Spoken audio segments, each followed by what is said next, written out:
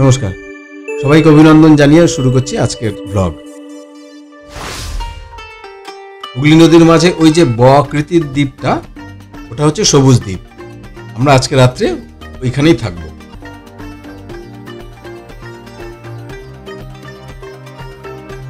West Bengal ট্যুরিজমের পাঠানোর লঞ্চে করে যাচ্ছি আমরা ওই দ্বীপে। এটা বেহুলা নদী। বেহুলা নদী মিশেছে হুগলি নদীতে। সেখান থেকে হুগলি নদীর বুক চিরে কিছুটা গিয়ে উঠবো আমরা সবুজ দ্বীপ ট্যুরিজম প্রপার্টিতে। নৌকোয় যেতে মোটামুটি 15 মিনিট মতো সময় লাগবে। আর হ্যাঁ, এই নৌকোর ভাড়াটা ফ্রি, মানে ইনক্লুডিং প্রপার্টির যে রেট আছে, রুম রেট, তার মধ্যে। যদি এই নৌকোটা কোনো কারণে মিস করেন, তাদের জন্য আলাদা করে ভাড়া নিয়ে আসতে হবে। খুব বেশি হলে 300-400 টাকা ভাড়া পড়ে।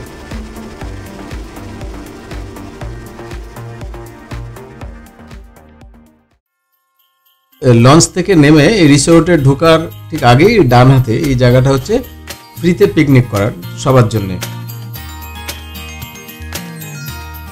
ভীষণ নোংরা হয়ে আছে জায়গাটা। কাগজের থালা, গ্লাস, প্লেট সব ছড়িয়ে ছিটিয়ে পড়ে আছে এখানে সেখানে। এই জায়গা ঠিক ভালো লাগছে না, তাই রিসোর্টের কম্পাউন্ডের মধ্যে ঢুকে পড়লাম। বাদিকে এই রুমগুলি হচ্ছে ডরমেটরি, তারপরেরটা হচ্ছে অফিস। অফিসের ফর্মালিটি পূরণ করতে আমি আগে অফিসের মধ্যে ঢুকে পড়লাম। ওয়েস্ট বেঙ্গল ট্যুরিজমের সমস্ত অফিস বা রিসেপশনগুলো বেশ বড়সড় এবং সাজানো গোছানো। এটাও কিন্তু তার ব্যতিক্রম নয়।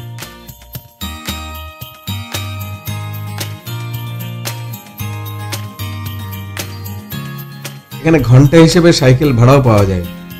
ওই যে একজন আপন মনে সাইকেল চালাচ্ছে, দেখুন।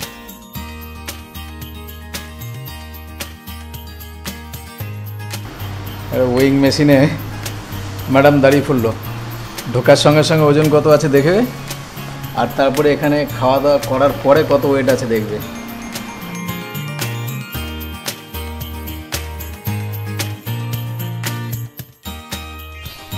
সমস্ত কটেজগুলোই একটু হাইটে, মানে মাটি থেকে 10-12 ফুট ওপরে।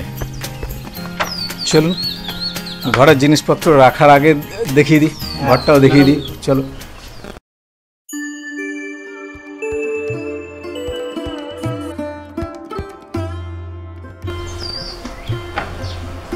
বাহ, ফার্স্ট ক্লাস। সামনের দরজাটা বারান্দা। ঠিক আছে, থ্যাংক ইউ। আপনি রেখে যান, আমি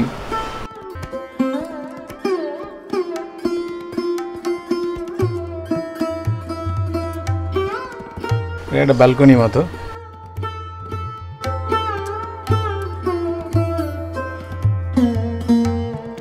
ওই যে দূরে ওটা হচ্ছে হুগলি নদী।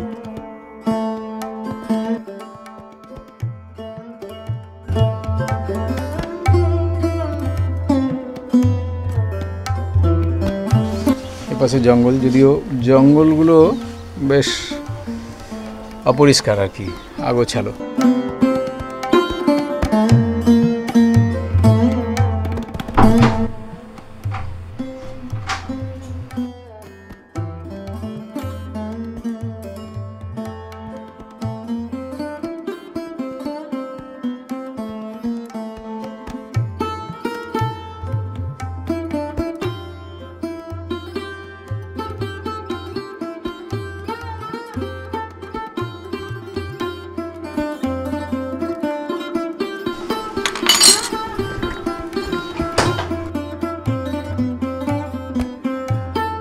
এটা হচ্ছে ওয়াশরুম।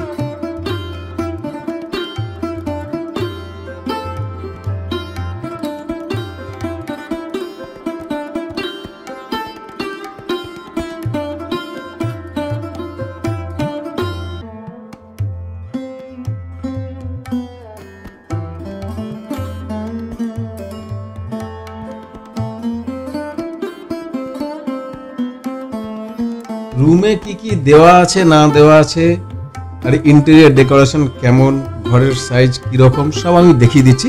আলাদা করে কিছু এক্সপ্লেন করলাম না, দেখে নিন।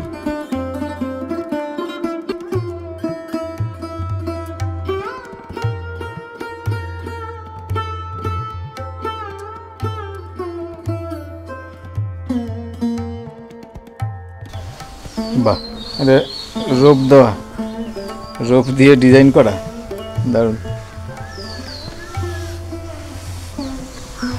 ফায়ার এক্সটিংগুইশারও আছে এখানে।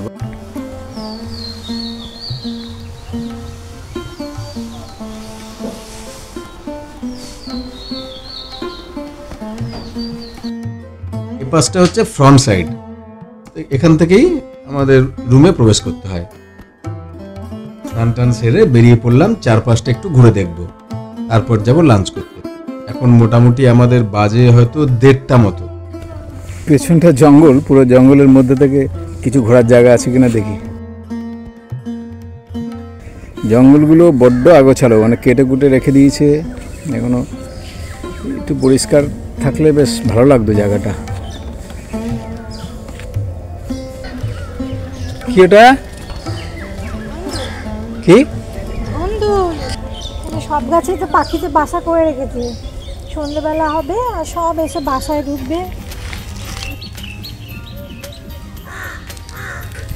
সবুজ আছে কিন্তু ন্যাড়াও আছে অনেক, এখন যদিও শুকিয়ে গেছে, পাতা টাতা অনেক ঝরে ঝরে পড়েছে। এটা একটা পুরনো জেটি না এদেরই, পুরো ভেঙে চুরে আছে এখন, আর কি ইউজ হয় না, বোঝাই যাচ্ছে।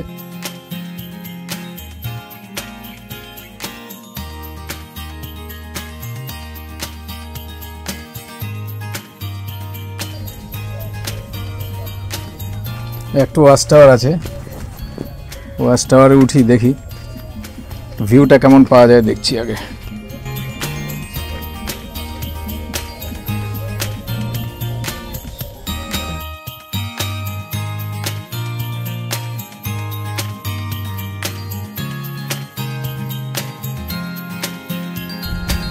সূর্যাস্ত দেখার এটা বেশ ভালো জায়গা, পুরো সবুজ দ্বীপটা দেখা যাচ্ছে। আর এই যে হচ্ছে গঙ্গা, আমাদের হুগলি নদী।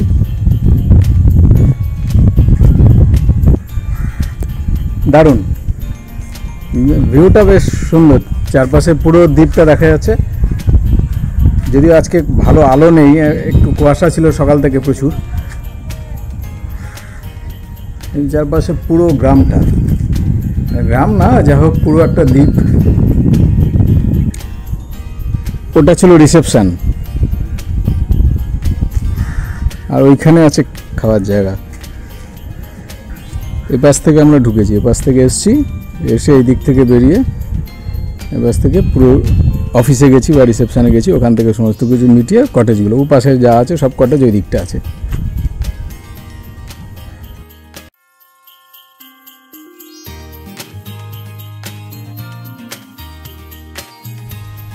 বাচ্চাদের খেলার জন্য একটা পার্কও আছে।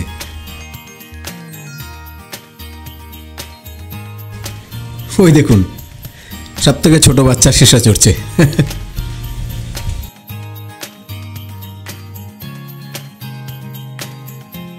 এদিকে একটা ছোট্ট স্টেজ করা আছে, আর তার সামনে সুন্দর রঙিন গ্যালারি। স্টেজে মনে হয় স্টেজে কোনো অনুষ্ঠান হলে এই গ্যালারিতে বসে দেখার জন্য ব্যবস্থা করা। দারুণ, ভালো লাগলো বেশ।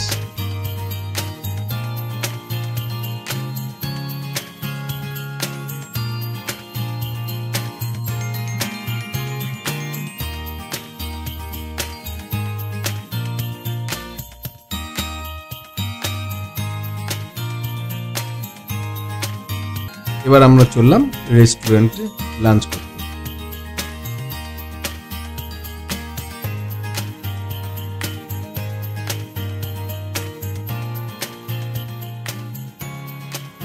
আমরা নিয়েছি ভাত, ডাল, আলু পোস্ত, কাতলা কালিয়া, পাবদা, চাটনি, পাঁপড় ও রসগোল্লা।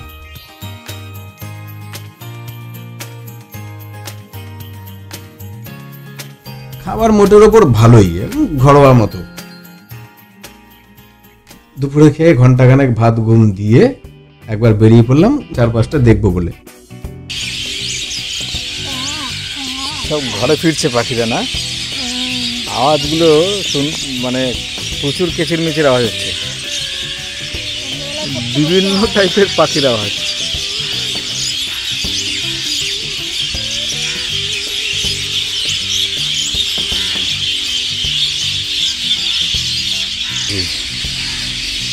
মনে হয় যেন পাতা, পাখিগুলো এমনভাবে সব লাইন দিয়ে বসে আছে, মনে হচ্ছে গাছের পাতা। সত্যি দ্বীপে রয়েছি, একেবারে পুরো পাণ্ডব বর্জিত এলাকা। একটা দ্বীপের মধ্যে থেকে কেমন লাগছে, যেখানে শুধু আমরা আমরা হ্যাঁ বনবাসে রয়েছি। ঠিক, পূর্ণ করতে এসেছি, সবাই পূর্ণ করতে কুম্ভে যাচ্ছে, আর তুমি পূর্ণ করতে দ্বীপে এসে বসে আছো। বনবাসে এসেছি পূর্ণ করতে। মনে হচ্ছে ব্রিগেডের মিটিং হচ্ছে, পাখিদের মিটিং। ও একটু আগে ভালো বললো যে পাখিরা নাকি এই সময় তার ছেলে মেয়েদের পড়াশোনা করাচ্ছে আর কি, মানে ওদের স্কুল কলেজ ইউনিভার্সিটি সব চলছে এখন আর কি। ভালো, আসতে পারেন এখানে, যেটা সব থেকে মেন জিনিস মনে হয় এখানে জাস্ট সময় কাটানো মানে কিছু পাবেন না। এই আপনাকে পুরো জেলখানার কয়েদিদের মতো গেটে ঢুকিয়ে এবার তালা দিয়ে দিলে, এবার আপনি এর মধ্যেই থাকুন। এখানে বিশ্রাম, পুরো দমে বিশ্রাম হবে, কোনো প্রবলেম নেই। জায়গাটা একটু পরিষ্কার পরিচ্ছন্ন হলে আরও ভালো লাগবে। এবং এত পাতা ঝরার সময় বলে এরকম অনেক নোংরা হয়ে আছে, গাছের পাতা পাতা পড়ে। মোটামুটি ঠিক আছে, একটা দিনের জন্যে সময় কাটাবে, বন্ধু বান্ধব নিয়ে আসতে হবে, একটা দিনের জন্য ভালো মতো সময় কাটানো যাবে। আপনারা যারা আসবেন তাদের একটা জিনিস বলে রাখি, যেটা খুব ইম্পর্টেন্ট, ড্রাই খাবার দাবার কিছু নিয়ে আসবেন সঙ্গে করে, কারণ এখানে আপনি কিছু পাবেন না। এর ভেতরে যে আপনি রেস্টুরেন্টে বলবেন, ওরা বানিয়ে দেবে যেগুলো আছে ওদের। তাছাড়া যদি আপনাদের কিছু প্রয়োজনীয় খাওয়া দাওয়া, সেগুলো সমস্ত কিছু আপনাকে বাইরে থেকে নিয়ে আসতে হবে। বাইরে থেকে মানে এখানে ঢুকে গেলে আর আপনি ওইভাবে বেরোতে পারবেন না, আপনাকে এখানে ঢোকার আগেই নিয়ে আসবেন।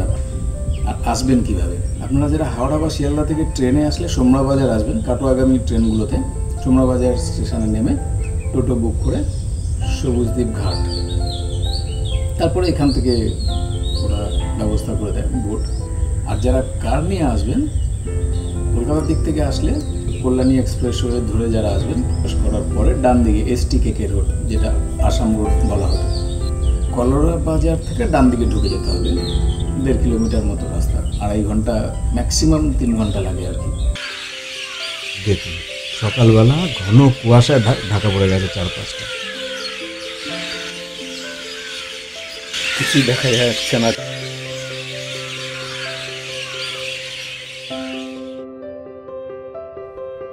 এবার আমরা ফিরে যাব। আমাদের লঞ্চে চলে এসেছে, তবে যাবার পথে নদীর ওপারে আনন্দময়ীর মায়ের এক মন্দির আছে, সেটা দেখে আজকের ভিডিও শেষ করব।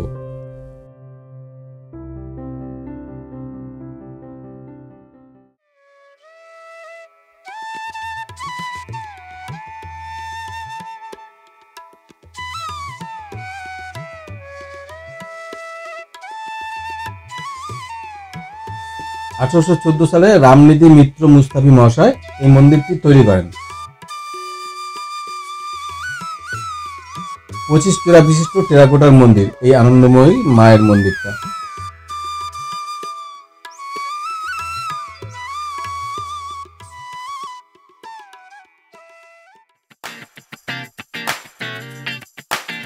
ভালো থাকবেন, সুস্থ থাকবেন, দেখা হবে পরের কোনো ভিডিওতে।